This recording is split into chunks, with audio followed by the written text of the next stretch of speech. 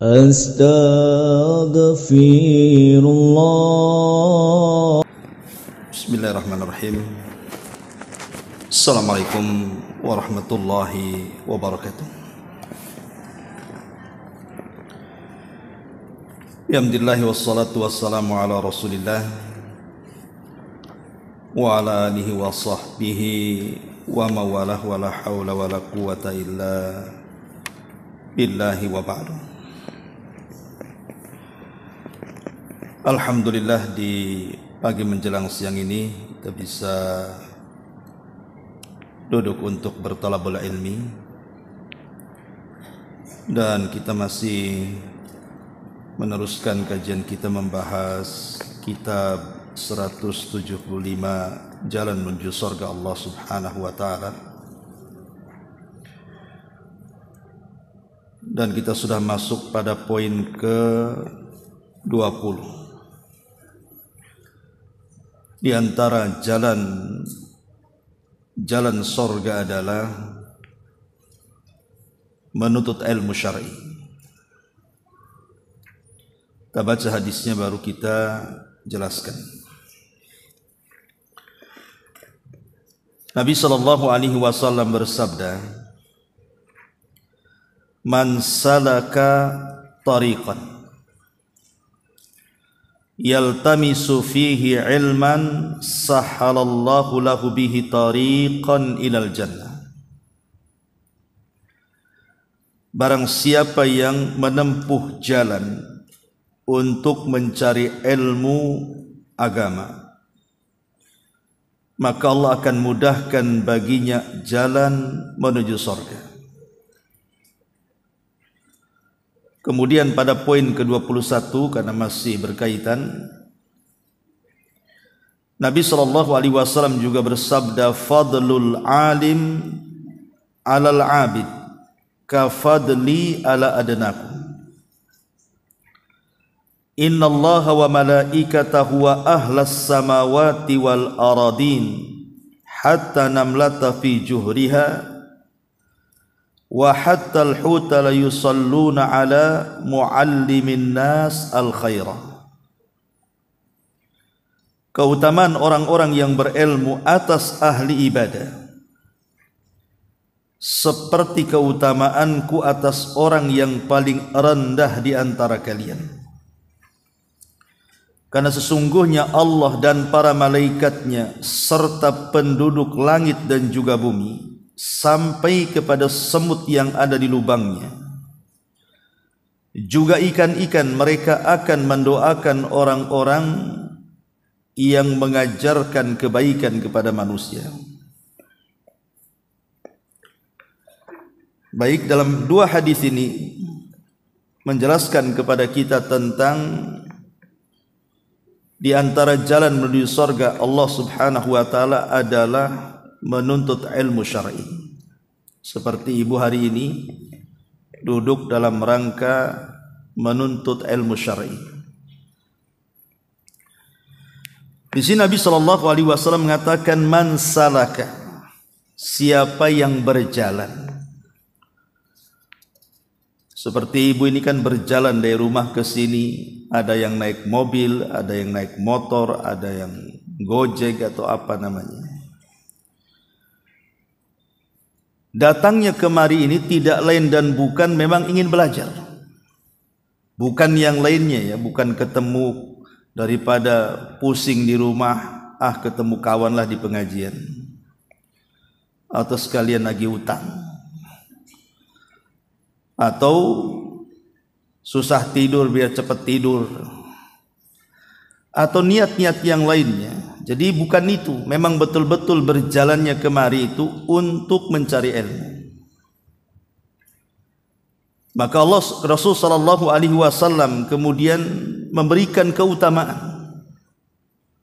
Sahhalallahu lahu bihi tariqan ilal jannah. Maka Allah Subhanahu wa Ta'ala akan mudahkan jalan dia menuju surga. Jangan lagi perkara agama, Bu. Perkara dunia saja kalau tahu ilmunya itu akan mudah. Ibu cari alamat contohnya.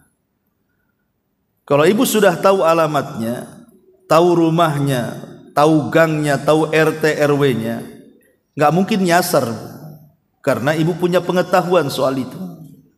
Bahkan bisa ngasih tahu orang lagi, oh di sana alamatnya, jalannya lewat sini, lewat situ. Ini soal dunia. Kalau punya pengetahuan itu dimudahkan semuanya. Lah soal agama juga sama. Jadi kalau kita memiliki ilmu tentang agama ini, bagaimana cara sholat, bagaimana cara puasa, bagaimana cara haji, zakat dan yang semacamnya, maka akan mudah kita ini mengamalkan, dan dengan itu pula Allah mudahkan jalan kita menuju surga. Karena pengetahuan itu adalah kunci utama kita ini mengarah ke surga. Sebaliknya kejahilan itu justru menyesatkan. Urusan dunia saja menyesatkan. Makanya Syekhul Islam Ibn Taimiyah rahimahullahu taala mengatakan, separuh ilmu dalam dunia kedokteran itu bukan menyembuhkan, justru memperparah pasien. Separuh ilmu soal bangunan bukan mendirikan, boleh jadi bangunan itu bisa merobohkan. Lah separuh ilmu dalam agama juga berfatwa, bukan memberikan hidayah, terkadang menyesatkan. Makanya kemudian ilmu ini penting, baik urusan dunia ataupun akhirat. Lah di sini Nabi SAW menjelaskan siapa yang berjalan.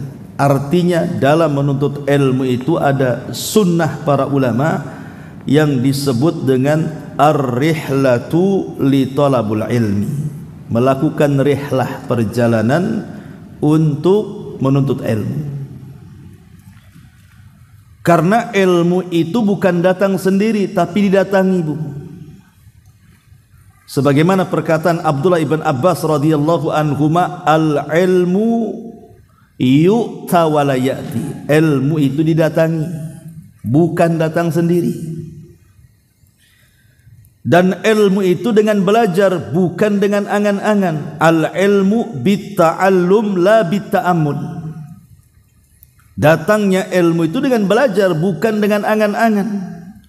Ibu pengen hafal Quran, dibakarlah Quran itu. Kemudian abunya dibuat kopi, kemudian diminum. Kira-kira hafal Quran enggak? Enggak ada, yang ada sakit perut, Bu. Ya. Ya dihafal, dipelajari, baru seseorang itu bisa hafal Quran. Jadi ilmu itu dipelajari dan harus didatangi tempatnya. Karena berjalannya ibu dari rumah ke sini saja sudah pahala. Belum duduk di majelis ilmu, baru berjalannya saja. Dari rumah kemari itu sudah dianggap seperti orang yang berperang di jalan Allah. Jadi kalau Allah takdirkan kemudian di perjalanan, kemudian entah kecelakaan, entah apa, kemudian akhirnya dia meninggal dunia, maka dihukum mati syahid. Tapi jangan sengaja ditabrak-tabrakan biar mati. Artinya memang qadar Allah lah seperti itu. Karena Rasul yang mengatakan talabul ilmi kal mujahid fi sabilillah, bahwa menuntut ilmu itu seperti orang yang berjihad di jalan Allah. Sedikit cerita tentang para ulama. Di zaman sahabat Nabi SAW ada seorang sahabat namanya Jabir bin Abdullah radhiyallahu anhu. Jabir bin Abdullah radhiyallahu anhu, putra daripada Abdullah ibn Haram. Dia mendengar hadis Nabi SAW dari salah seorang sahabat yang sama-sama tinggal di kota Madinah. Masalahnya, sahabat yang mendengar hadis itu tidak mendengar langsung dari Nabi, tetapi mendengar dari sahabat lain namanya Abdullah ibn Unais. Lah Abdullah ibn Unais ini dulunya tinggal di Madinah, kemudian hijrah ke Syam. Jadi Abdullah atau Jabir bin Abdullah ini ingin memastikan hadis itu. Apakah betul Abdullah ibn Unais itu mendengar langsung dari Nabi atau tidak? Akhirnya kemudian setelah dia tahu bahwa hadis itu diriwayatkan oleh Abdullah ibn Unais, dia pun mempersiapkan unta dengan seluruh perbekalannya. Kan di zaman itu kendaraan pakai unta. Berjalan dari Madinah menuju Syam selama 1 bulan. Berarti PP 2 bulan. Hanya memastikan 1 hadis saja. Dan Jabir mengatakan, apakah betul engkau mendengar hadis ini dari Nabi SAW? Yuhsyarun nas yaumal qiyamati khufatan uratan ghurlan, di mana manusia pada hari kiamat akan dibangkitkan dalam kondisi tidak dikhitan, telanjang dan tidak menggunakan sandal. Betul kau dengar ini dari Nabi? Kata Abdullah ibn Unais, iya, aku dengar langsung dari Nabi. Sudah gitu saja. Habis itu balik lagi ke Madinah. Hanya memastikan saja. Dia sudah hafal hadis itu dari sahabat lain. Cuman sahabat lain tidak mendengar langsung dari Nabi, tapi mendengar dari Abdullah ibn Unais yang ada di Syam. Coba bayangkan, hanya memastikan 1 hadis, apakah engkau mendengar langsung dari Nabi atau tidak.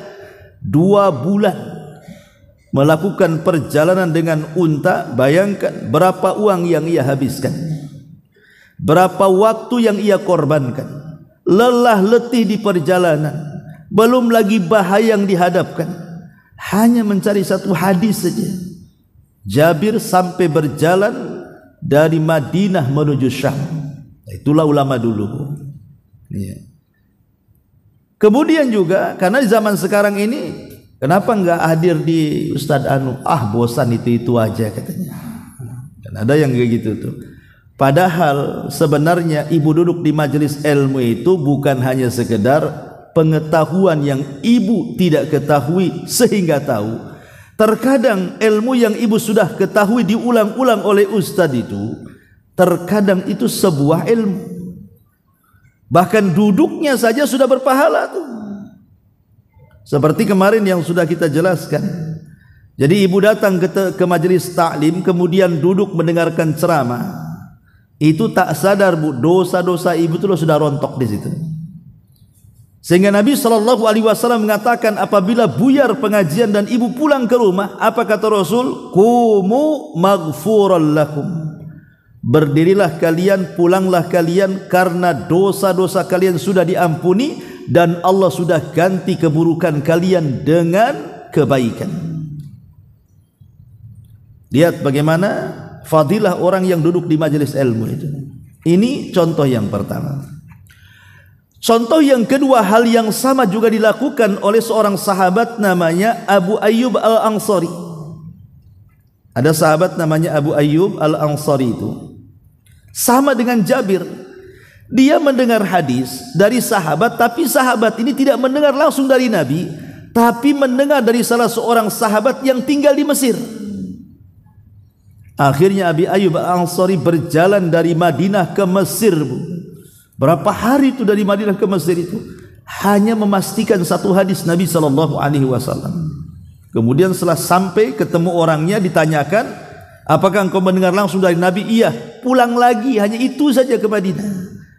Hanya untuk mempertanyakan 1 hadis, tapi menghabiskan waktu berbulan-bulan, menghabiskan biaya yang cukup banyak. Karena mereka di zaman itu memang sangat memuliakan ilmu, itu masalahnya. Jadi ilmu itu dimuliakan. Sampai-sampai Imam Ibnu Dailami, sama juga Imam Ibnu Dailami seorang tabi'in itu, dia tinggal di Mesir. Dia ingin berjumpa dengan Amr ibn As yang ada di Taif, di Mekah. Sama juga menanyakan soal 1 hadis Nabi SAW. Berjalan dari Mesir menuju Taif, dan dari Taif lumayan cukup jauh dari Mekah, sekitar 6 jam lah kan. Tapi kan dari Mesir masalahnya itu. Kalau dari Mekah ke Taif ya dekat pakai bus.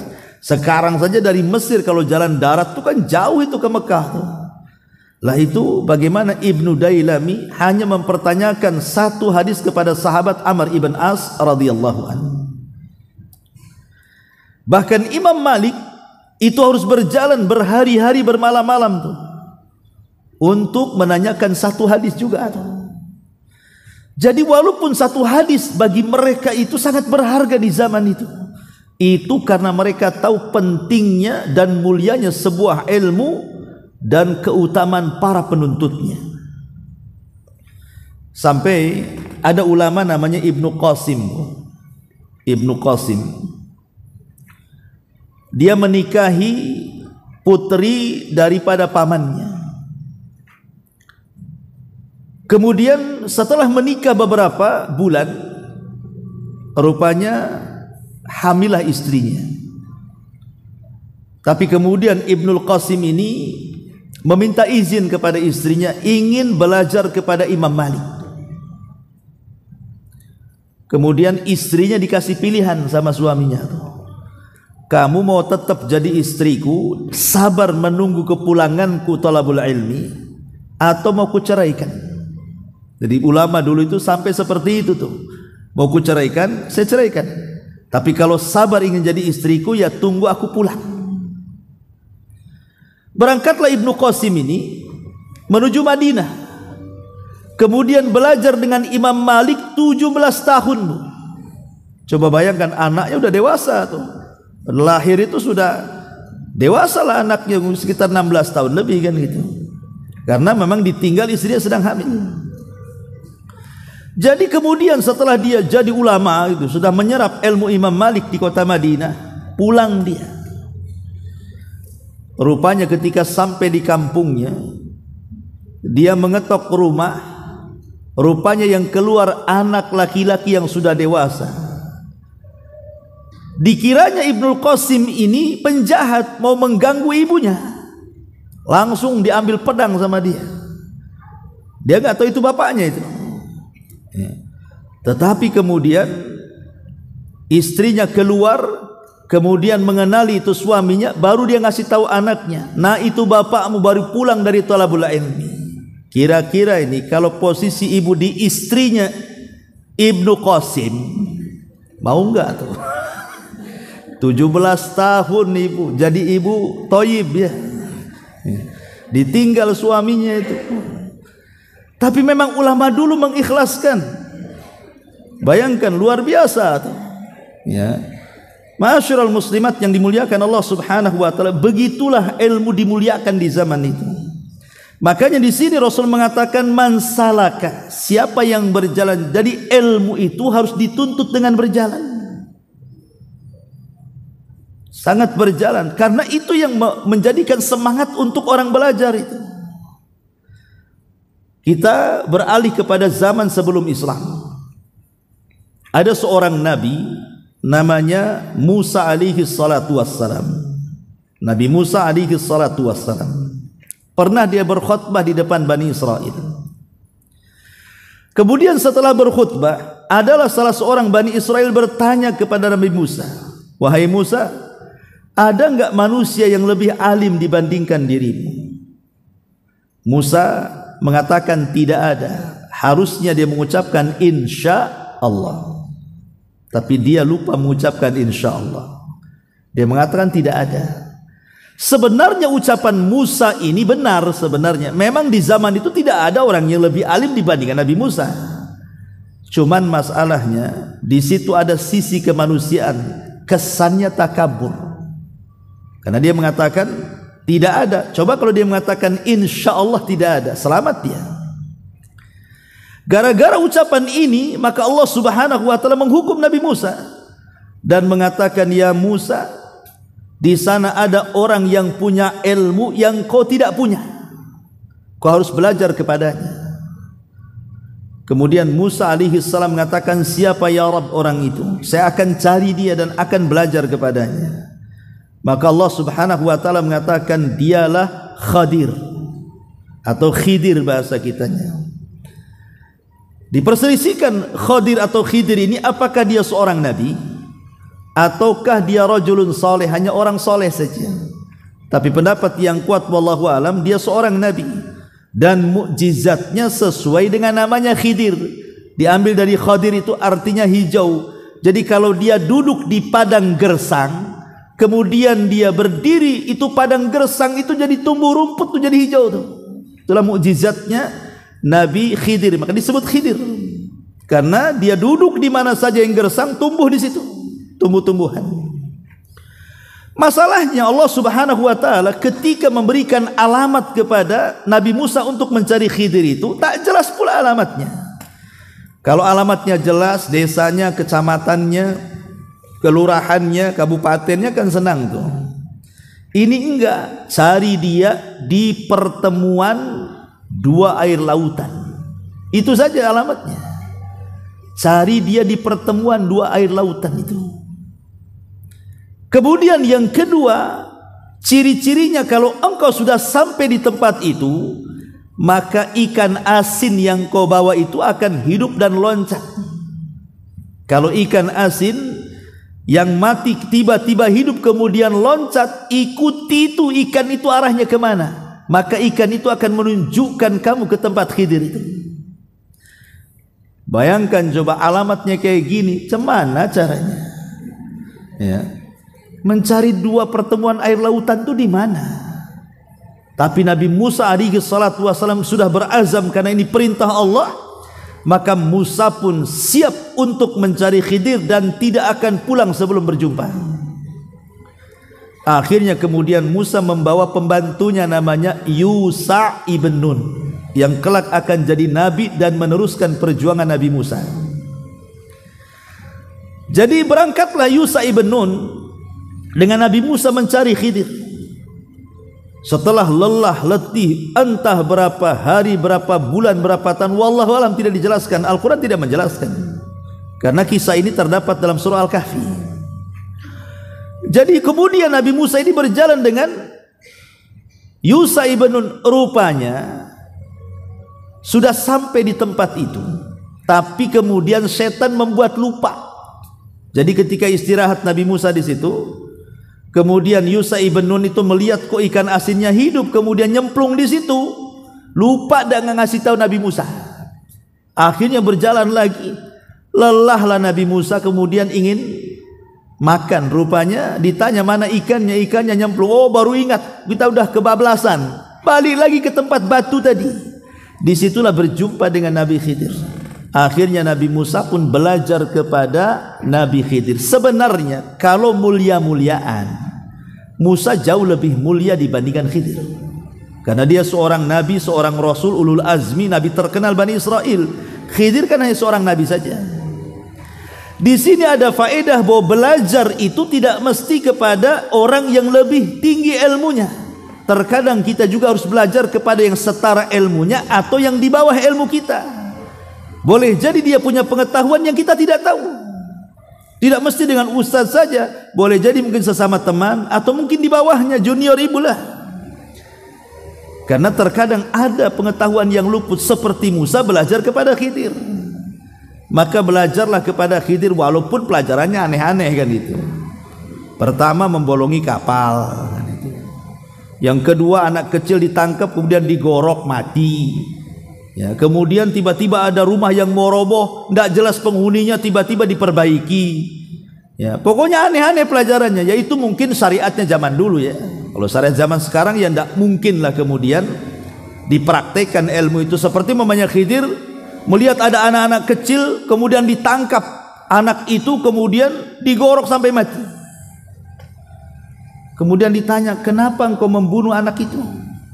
Maka Khidir, karena dia seorang nabi tentu dapat wahyu. Ini anak kalau sudah besar durhaka nih. Kasihan dengan orang tuanya, makanya kubunuh dulu. Lah nggak mungkin syariat ini kita amalkan kan itu. Nampaknya ada main-main nakal kali anak ini. Ibu ambil pisau tusuk aja kan gitu. Kenapa bu tusuk? Nih anak ini kalau besar kurang ajar nanti nih. Dari mana kita tahunya? Ini kan syariat dulu kan. Kita punya syariat sendiri, tidak bisa diamalkan. Karena Khidir melakukan seperti itu berdasarkan wahyu kan begitu. Ibu berdasarkan apa kan? Nggak ada dasarnya pun kan. Lah dari sini ada pelajaran besar bagaimana seorang nabi sekelas Nabi Musa saja mencari ilmu harus berjalan. Berhari-hari, berbulan-bulan, bertahun-tahun tuh bayangkan. Itulah rihlah thalabul ilmi namanya. Taib itu diantara zaman-zaman dulu ya. Tapi ada kisah menarik di zaman setelah Nabi SAW. Jadi ada seorang ulama namanya Abu Yusuf. Abu Yusuf ini murid seniornya Abu Hanifah. Abu Hanifah ma'ruf yang mengasas madhab Hanafi. Madhab itu kan ada 4, Syafi'i, Maliki, Hambali, Hanafi. Yang paling tua kan Hanafi. Di bawahnya Hanafi Maliki, di bawahnya Maliki Syafi'i, di bawahnya Syafi'i Hambali. Itu madhab yang paling muda. Jadi di zaman Abu Hanifah, Nu'man ibn Thabit ini, namanya Nu'man ibn Thabit, panggilannya Abu Hanifah. Jadi ada anak kecil namanya Abu Yusuf. Abu Yusuf ini anak orang miskin ceritanya. Jadi Abu Yusuf ini sejak kecil dicintakan dengan ilmu. Padahal dia itu tiap hari harus membantu ibunya, karena ibunya jualan di pasar. Lah setiap kemudian ibunya butuh pertolongan anaknya yang masih remaja ini, Abu Yusuf, selalu nggak ada. Dicari-cari, rupanya suka duduk di samping masjidnya Abu Hanifah mendengarkan apa yang dikatakan Abu Hanifah. Sampai akhirnya ketika melihat kesemangatan anak remaja ini, umur 12 tahun, Abu Hanifah mengatakan, "Nah, udah jangan kau duduk di situ. Kalau mau belajar masuk." Dan ketika melihat kesemangatan itu, Abu Hanifah suka dengan Abu Yusuf ini. Tiba-tiba ibunya datang mencari. Kemudian dijewer anaknya itu. "Kau kemana saja? Harusnya kau bantu ibumu di pasar," katanya. Kata Abu Hanifah, "Biarkanlah anakmu itu belajar di sini." Kata ibunya, "Belajar gimana? Cari makan aja susah," katanya. "Mau belajar pula," katanya. "Ayo ikut ibu ke pasar," katanya. Kata Abu Hanifah, "Sudah gini saja, berapalah penghasilan kamu sehari itu?" "Sekian dan sekian." "Gini, gimana kalau seandainya ku beri kau uang setiap hari sesuai dengan penghasilanmu, biarkan anakmu belajar. Cari ustadz kayak gini kalau ada." Akhirnya kemudian Abu Yusuf tumbuh dewasa. Oh ya, ketika dalam dialog ini, ibu tadi itu marah dan mengatakan, "Engkau sudah merusak anakku, wahai Abu Hanifah. Gara-gara kamu dia malas bekerja," katanya. Jadi Abu Hanifah mengatakan, "Bu, biarkan anakmu belajar kepadaku. Nanti satu hari anakmu akan makan makanan faluzah." Faluzah itu makanan lezat yang tidak dimakan kecuali seorang raja, khalifah. Ibunya senyum-senyum, "Kayak orang gila saja kau Abu Hanifah. Orang miskin makan-makan faluzah, dari mana ceritanya?" katanya. Akhirnya setelah Abu Hanifah deal-dealan tadi ngasih uang per hari biar anaknya belajar, rupanya Abu Yusuf ini memang luar biasa. Cerdas sekali, dari seluruh murid Abu Hanifah dia yang paling cerdas. Satu hari ketika itu Khalifah Harun ar-Rasyid rahimahullahu ta'ala, dia mencari seorang qadhi, seorang yang akan menjadi hakim agung dalam kerajaannya. Dia minta kepada Abu Hanifah, Abu Hanifah menolak, tidak mau. Akhirnya Abu Hanifah memilih Abu Yusuf, "Kau saja nak berangkat sana ke kerajaan, jadilah kau hakim agung di sana, jadi qadhi." Kemudian yang menggantikan Abu Hanifah Abu Yusuf nih, karena sudah besar, sudah dewasa, sudah jadi ulama gitu ya. Akhirnya dia jadi qadhi. Lah Harun ar-Rasyid suka dengan Abu Yusuf karena punya kecerdasan. Jadi ketika pelantikan dia jadi qadhi itu, maka Harun ar-Rasyid kan menghormati para ulama, Bu. Dalam satu majelis kata Harun ar-Rasyid, "Sini wahai Abu Yusuf, duduklah di sampingku." Akhirnya duduk di sampingnya Harun ar-Rasyid. Kata Harun ar-Rasyid kepada pelayannya, "Datangkan makanan yang lezat kemari," katanya. Akhirnya datangkan makanan lezat namanya faluzah. Kata Harun ar-Rasyid kepada Abu Yusuf, "Makanlah." Malah enggak dimakan, Bu. Malah dia tertawa dengan makanan itu. Jadi Harun ar-Rasyid ini bingung, "Kau ngejek makanan itu ya?" "Enggak, aku tertawa ingat dengan ucapan Abu Hanifah dulu sama ibuku," katanya. "Bahwa kalau anakmu tinggal di sini satu hari dia akan makan makanan raja," katanya. "Oh betul juga," kata Abu Hanifah ini. "Sekarang aku makan ini, coba kan." Dari sini menunjukkan apa, Bu? bahwa ilmu itu mengangkat derajat. Makanya Allah mengatakan yarfa'illahu alladhina amanu minkum walladzina utul ilma darajat. Allah mengangkat derajat orang-orang yang beriman di antara kalian, dan Allah mengangkat derajat orang-orang yang berilmu di antara kalian. Seperti Abu Yusuf diangkat derajatnya jadi qadhi akhirnya. Subhanallah. Dan muridnya Abu Yusuf itu menjadi guru Imam Syafi'i. Muridnya Abu Yusuf itu jadi guru Imam Syafi'i itu. Jadi dia melahirkan para ulama, dia ulama melahirkan para ulama. Subhanallah, Abu Yusuf rahimahullahu ta'ala. Ma'asyiral muslimat yang dimuliakan Allah Azza wa Jalla. Dahulu ada seorang imam namanya Imam An-Nawawi. Ibu kalau pernah mendengar kitab Arba'in Nawawi, kumpulan 40 hadis, itu pengarangnya namanya Imam Nawawi. Imam Nawawi itu yang ngarang kitab Riyadhus Shalihin. Nah, itulah Imam Nawawi yang ngarang. Ya. Kemudian juga kitab Al-Adhkar, zikir-zikir, itu juga Imam Nawawi. Jadi banyak karyanya Imam Nawawi ini. Imam Nawawi ini memang tidak panjang umurnya. Di usia 40 tahun lebih dia meninggal dunia. Dan dia tidak sempat menikah karena sibuk thalabul ilmi. Jadi di usia 12 tahun Imam Nawawi ini, ada seorang anak muda dari Maroko. Dia bertandang ke Nawa, tempat desanya Imam Nawawi itu. Dilihatnya kok ada anak remaja usia 12 tahun. Kok dia tidak mau bermain dengan anak-anak yang lainnya? Enggak mau bermain. Diajak sama anak muda dari Maroko ini, ayolah kau bermain. Tidak. Di tangannya bawa buku aja kemana-mana tuh. Ya baca saja kemana-mana Imam Nawawi itu. Jadi dirayu-rayulah sama anak muda dari Maroko ini. Dia mengatakan, nah ayo main. Kawan-kawanmu sedang main di sana. Usiamu adalah usia bermain, katanya, bukan usia belajar. Tapi lihat jawaban Imam Nawawi. Dia mengatakan, ma khuliqtu lila'ib. Aku tidak diciptakan untuk main-main, katanya.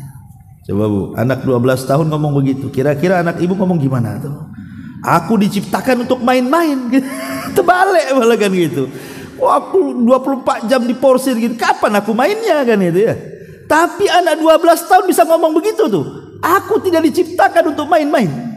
Subhanallah. Jadi anak muda dari Maroko ini mengatakan, kok anak siapa? Anaknya Fulan bin Fulan, katanya. Didatangi rumahnya dan mengatakan kepada ayahnya, kepada ayah Imam Nawawi, tolong jaga anakmu ini. Dia punya perkara besar di masa depan, katanya. Bapaknya bingung dan mengatakan, kok ini dukun ngeramal anakku, katanya. Kata anak muda ini, iya pasti anakmu akan jadi orang sukses di masa depan. Gara-gara ucapan ini anak muda dari Maroko ini kepikiran sama bapaknya. Makanya sejak itulah dia hijrah dari Nawa ke Damaskus. Karena Damaskus ketika itu kan negerinya para ulama. Disitulah Imam Nawawi belajar. Bayangkan usia 12 tahun, satu hari dia bisa menghadiri 12 mata pelajaran dari syekh-syekh yang ada di Damaskus. Jam sekian ke jam sekian ke rumahnya Syekh Anu, jam sekian ke jam sekian ke rumahnya Syekh Anu gitu. 12 mata pelajaran satu hari keliling dia. Itu anak 12 tahun bu. Betul anak ibu keliling, tapi ya trek-trekan motor ke sana kemari. Bukan thalabul ilmi ya. Tapi anak muda, lihat bagaimana Imam Nawawi. Wajar kalau seandainya di usia 28 tahun Imam Nawawi itu sudah produktif, dia menulis banyak karya. Ya Arba'in Nawawi, kemudian Syarah Muhadzab, Al-Adhkar, Riyadhus Shalihin. Bahkan kitab Riyadhus Shalihin itu bu, itu kitab terbanyak dicetak di dunia setelah Quran. Saking lakunya, dipelajari di semua pesantren satu dunia ini, coba kan. Luar biasa itu kan. Lah itu orang dulu kalau belajar itu luar biasa. Sampai ilmu dan para penuntutnya atau para ulama dihargai. Ada seorang ulama namanya A'mash bu. A'mash ini bahasa Arab. Ada A'ma, ada A'mash. Kalau A'ma itu orang buta, disebut A'ma dalam bahasa Arab. Kalau A'mash dia tidak buta tapi rabun. Kalau berkedip mengeluarkan air mata, kemudian ketelan, kemudian dia meludah. Selalunya A'mash itu kalau dia mengedipkan mata, keluar airnya, ketelan kemudian diludahkan ke sebelah kiri. Bah, gitu biasanya. Tapi dia ulama besar, Bu. Satu dunia orang belajar kepada Imam A'mash ini. Jadi satu hari ada anak muda, dia murid baru, dia tidak tahu kebiasaan A'mash ini. Jadi biasanya sebelah kiri itu dikosongkan, Bu, tidak ada orang duduk di situ, karena A'mash biasa meludah ke situ. Ya. Jadi anak baru ini saking semangatnya dia kan, ingin belajar, masjid sudah penuh nih. Dari kejauhan kok sebelah kiri Imam A'mash kok tidak ada yang mau duduk di situ ya. Ini kesempatan saya di situ. Saya bayangkan, Bu. Akhirnya dia berusaha itu sampai melangkahi orang, berhasillah kemudian di situ. Orang-orang sudah mengisyaratkan karena mereka tidak berani ngomong. Sebab di pengajian Imam A'mash itu ada satu yang berisik saja langsung tutup buku, nggak ada kajian. Betul-betul senyap, nggak ada orang, nggak boleh ngomong. Itu di pengajiannya A'mash itu serius betul dia kalau ngomong. Jadi orang sudah mengisyaratkan jangan-jangan gitu maksudnya. Tapi dia anak baru tak paham, duduk pula di situlah. A'mash ini kan rabun, nggak tahu, dia lihat pun susah. Ya setiap pengajian hadasannya ceprot kena lagi. Jadi dia sepanjang pengajian itu rambutnya penuh ludahnya A'mash, Bu. Subhanallah, coba ingat coba. Tapi anak muda ini sabar, tetap gitu. Udah setelah ketahui enggak mau lagi duduk di situ ya, Bu. Tapi sampai seperti itu. Bahkan Imam A'mash ini dia kalau menguji orang yang apakah Anda ini seorang thalabul ilmi yang betul-betul mencari ilmu atau yang hanya main-main saja, rumahnya A'mash itu sampai dipagari, Bu. Enggak ada pintunya. Pintunya dari belakang. Itu A'mash saja yang keluar masuk dari situ. Kalau thalabul ilmi mau menemui dia harus masuk dari lubang kecil. Jadi tembok dikelilingi, dikasih lubang, hanya cukup kita masuk dalam kondisi merangkak. Kemudian di dalam disediakan anjing galak. Jadi kalau masuk nengok anjing itu nggak jadi lagi dia. Kalau dia berhasil masuk, kejar-kejaran dengan anjing itu, Bu. Kemudian dia berhasil masuk ke Imam A'mash, dapat satu hadis dia. Coba sampai diuji orang zaman dulu belajar itu sampai seperti itu, dikejar-kejar anjing dulu baru dapat satu hadis tuh. Ibu kesini nggak dikejar-kejar siapa, Bu, kecuali dikejar-kejar debt kolektor ya. Ya nggak tahu. Tapi kan di situ bagaimana zaman dulu itu belajar itu sampai ujiannya kayak gitu loh. Karena ilmu itu memang betul-betul dihargai dan para ulamanya juga dihargai. Orang sekarang ini jangan lagi ilmunya, ustadznya juga dihargai. Cemana mau berkah ilmunya? Makanya di sini pada poin yang ke-21-nya lihat bagaimana keutamaan orang alim. Nabi SAW mengatakan fadlul alim alal abid ka fadli ala adnakum. Keutamaan orang yang berilmu atas ahli ibadah itu seperti keutamaanku di atas orang yang paling rendah di antara kalian. Ya, kata Rasul. Jadi ibu yang duduk di sini ini itu lebih utama daripada orang yang di luar, walaupun mereka ahli puasa, walaupun mereka ahli sholat, walaupun mereka ahli baca Quran, walaupun mereka ahli zikir. Kalau mereka tidak pernah hadir di majelis ilmu, hanya pandai mengamalkan tapi tidak punya pengetahuan, maka orang thalabul ilmi itu satu saja di antara ibu lebih baik dibandingkan ribuan orang ahli ibadah di luar sana. Karena ada hadis yang mengatakan keutamaan orang alim dengan ahli ibadah itu seperti bulan di antara berseraknya bintang di langit. Coba hitung bintang itu berapa jumlahnya, nggak ada yang tahu jumlah bintang. Tapi sebanyak itu bintang di langit, dia tidak bisa menyinari bumi. Tapi satu saja bulan dia bisa menyinari bumi itu. Jadi walaupun ribuan ahli ibadah, ibadahnya untuk diri mereka sendiri, tapi orang yang punya pengetahuan itu manfaatnya untuk dia, plus juga didakwahkan kepada orang. Jadi dia memberikan cahaya untuk diri dan orang lain. Makanya Rasul mengatakan keutamaan orang yang menuntut ilmu dengan ahli ibadah itu seperti keutamaan bulan di antara sekian banyak bintang yang ada di langit. Kemudian kata Rasul, innallaha wa malaikatahu wa ahlas samawati wal aradina hatta namlata fi juhriha wa hatta al-huta la yusalluna ala muallimin nasil khairat. Sesungguhnya Allah, para malaikatnya, penduduk langit, penduduk bumi, sampai kepada semut yang ada di lubang, sampai kepada ikan yang ada di lautan, mereka semua bersolawat, artinya mendoakan ampun kepada orang-orang yang mengajarkan kebaikan dari manusia. Jadi orang-orang yang duduk di majelis ilmu itu akan ditasbihkan oleh semua makhluk yang ada di luar sana. Jadi semut-semut yang merayap di rumah ibu itu, makanya tidak boleh dibunuh, Bu, kecuali semut yang menyakiti. Jadi kalau seandainya ada satu semut merah gitu ya, gigit ibu, yang gigit saja dibunuh, Bu. Jangan pula kandangnya ibu bakar. Ya. Karena ada di zaman Bani Israel seorang nabi, gara-gara satu semut menyakiti dia, mau bakar satu sarang semut. Ketika dia sudah siapkan api, Allah mengutus malaikat untuk menegur nabi Bani Israel itu dan mengatakan, apakah gara-gara satu semut kau bakar satu kampung semut? Mereka umat yang bertasbih, biarkan. Jadi kalau ibu mengusir semut, disapu saja. Ya, disapu.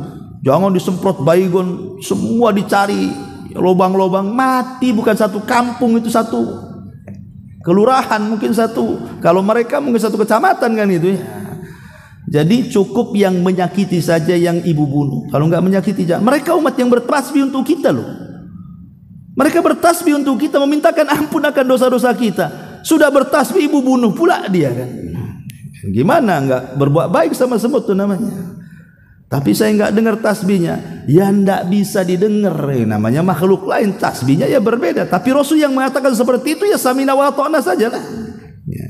Lah dari sini menunjukkan bagaimana keutamaan orang alim, orang yang menuntut ilmu itu di atas ahli ibadah.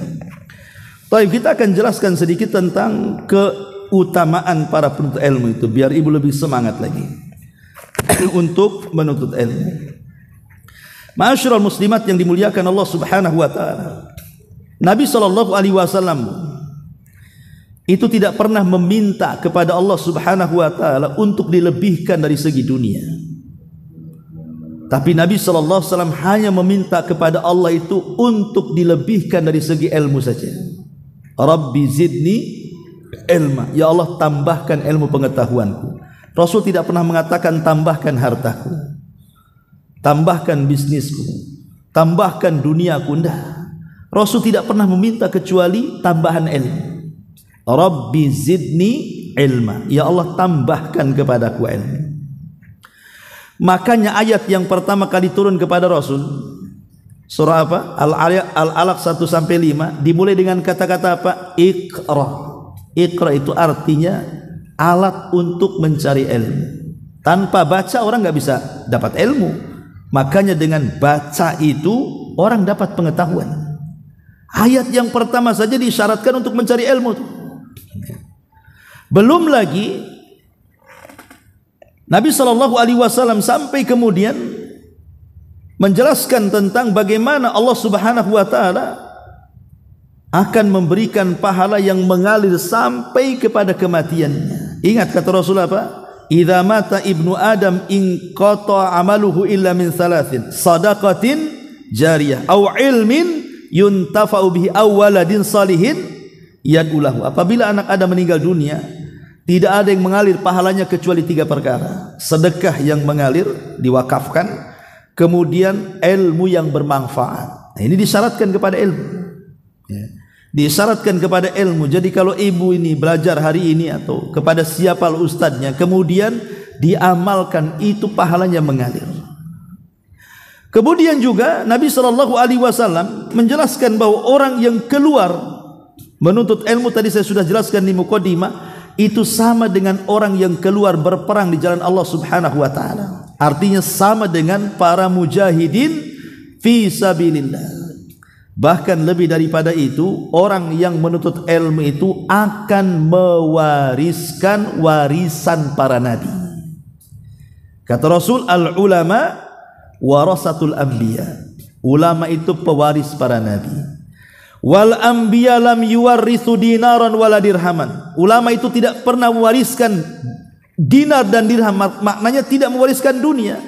Walakin warrasul ilma faman akhada bihaddin wafir.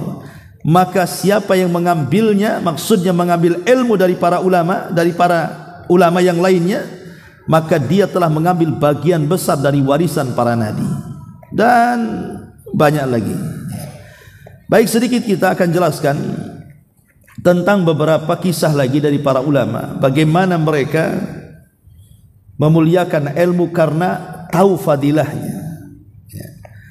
Ma'asyiral muslimat yang dimuliakan Allah Subhanahu wa taala, disebutkan oleh para ulama di sini perkataan Abdurrahman ibn Abi Hatim rahimahullahu taala. Dia mengatakan, kunna bi Misrin sab'ata ashhur. Aku dulu belajar di Mesir, karena dulu Mesir itu kan gudangnya para ulama dan gudang ilmu di zaman itu. Kata Abdurrahman ibn Hatim, aku belajar di Mesir itu sampai 7 bulan. Lam na'kul fiha marakatan, tapi aku tidak pernah merasakan enaknya makanan. Marok itu semacam kuah daging. Ya, orang Arab kan suka dengan kuah daging itu.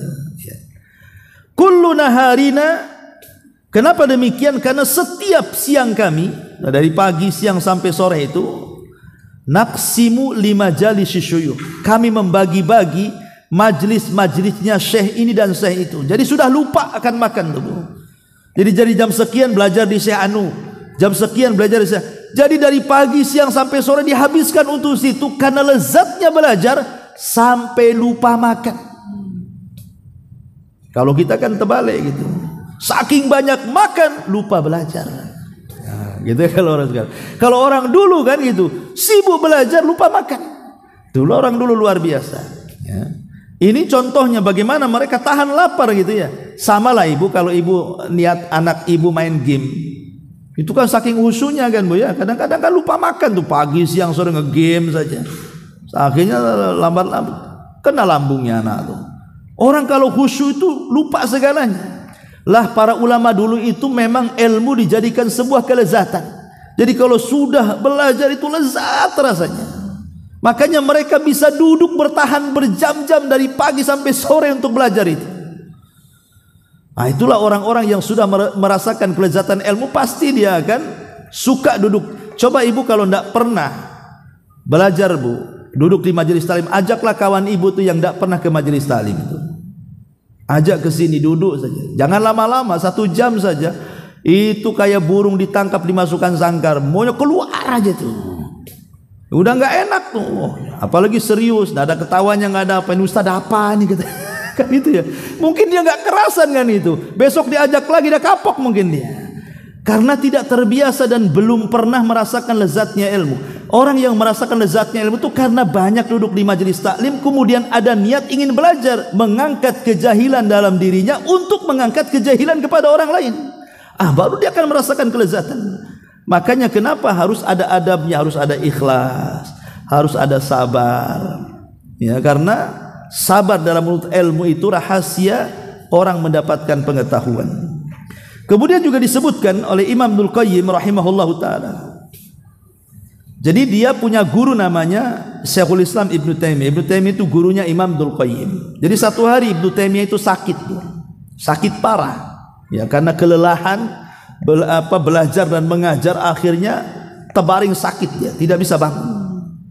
Dibawalah dia ke mustasfa, ke rumah sakit mungkin bahasa kitanya, kemudian dirawat sama dokter.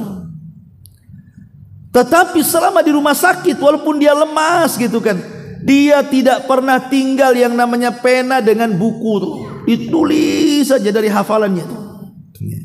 Jadi kata dokter ini, ya Imam, waktumu bukan waktu belajar, waktumu itu waktu istirahat. Kamu tuh sakit parah, kalau kamu kurang istirahat penyakitmu akan bertambah. Kok lama sembuhnya? Kemudian Ibnu Taimiyah mengatakan kepada dokter itu, Pak dokter, saya ingin tanya, seseorang itu kalau hatinya tenang, hatinya senang, hatinya bahagia, apakah itu bisa mengurangi penyakit? Dia tanya begitu. Kalau orang itu tidak ada masalah, pokoknya bahagia hatinya, apakah itu bisa mengurangi penyakit? Kan dia tahu bahwa kalau dalam ilmu Tibun Nabawi itu justru kebanyakan penyakit itu kan dari pikiran, sedikit dari makanan.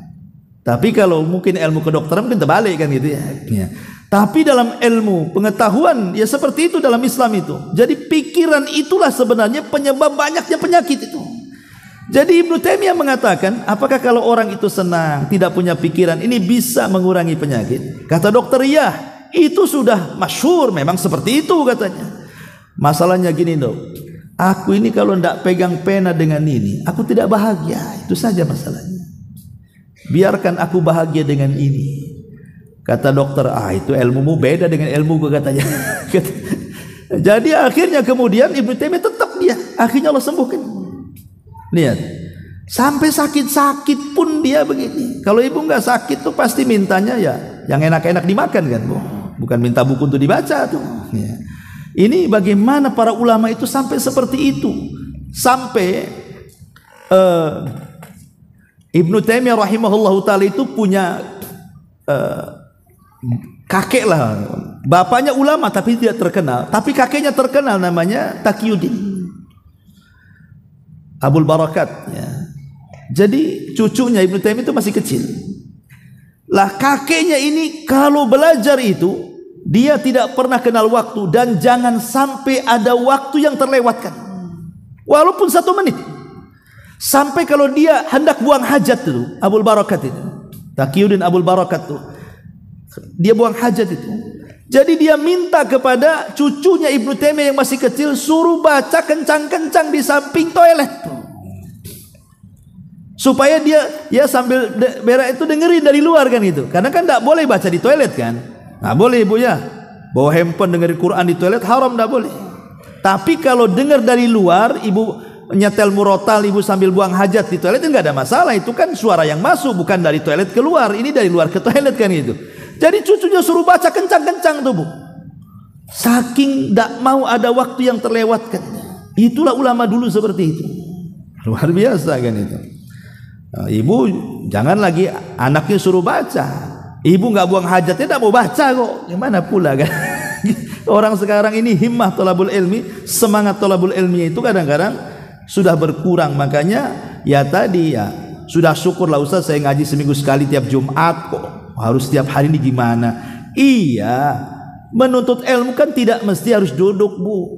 Di rumah kan bisa dengar YouTube, bisa baca ini buku, bisa meringkas dan begitu seterusnya. Yang penting kalau memang ada kesempatan baca. Beli buku banyak, alhamdulillah sekarang sudah banyak kok diterjemahkan kitab-kitab para ulama itu, tinggal beli baca. Ya, kalau bisa itu mungkin pamannya ibu ingin belajar fikih kan. Belilah buku fikih satu itu, baca 100 kali ibu, pasti ibu paham. Kalau baca sekali selesai ya nggak paham. Udah selesai baca lagi, selesai baca lagi. Karena para ulama dulu itu terkadang satu buku itu dipelajari sampai ratusan kali. Supaya lebih paham, tidak akhirnya nempel ilmu yang di dalamnya itu. Nah ini diantara keutamaan menuntut ilmu. Wallahu a'lam. Ini sudah 9:30. Baik bu, sebelum saya tutup kalau ada yang mau bertanya silahkan.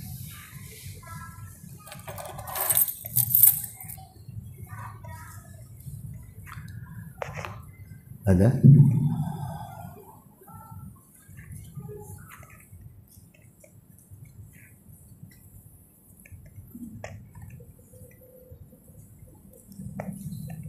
Assalamualaikum Ustaz.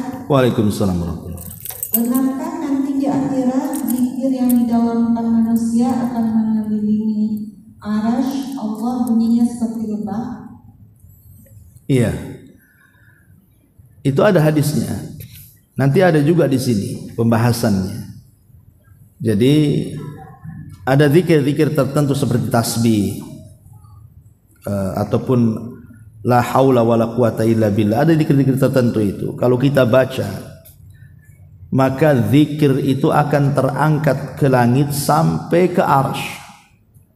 Kemudian akan bersuara seperti lebah dan memberitahu siapa pengucapnya. Karena bedanya begini. Amal soleh itu terbagi dua.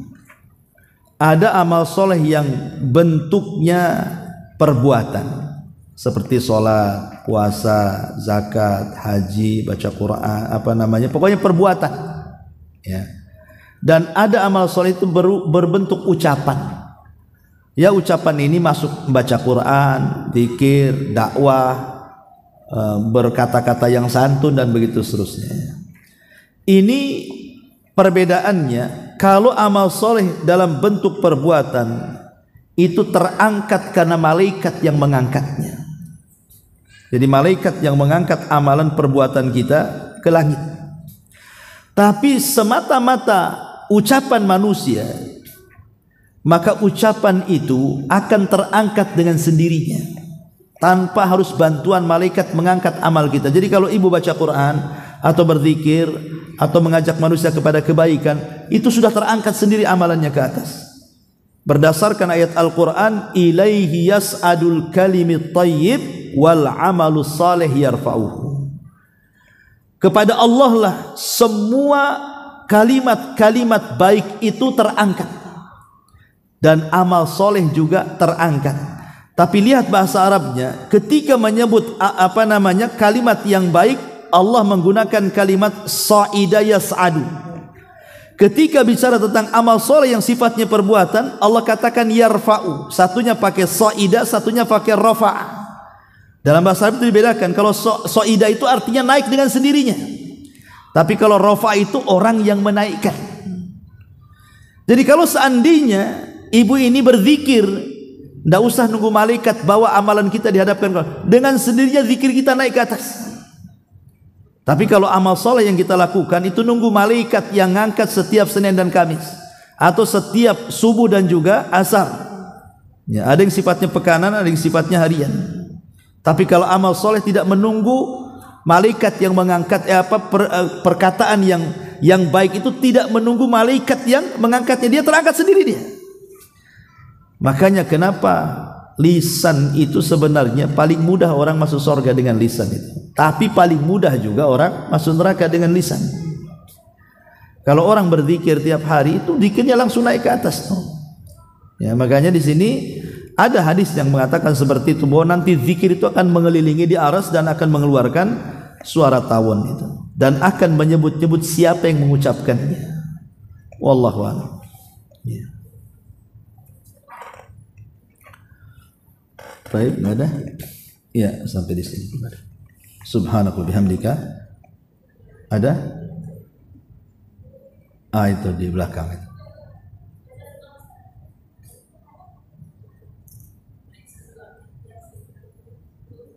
Sudah?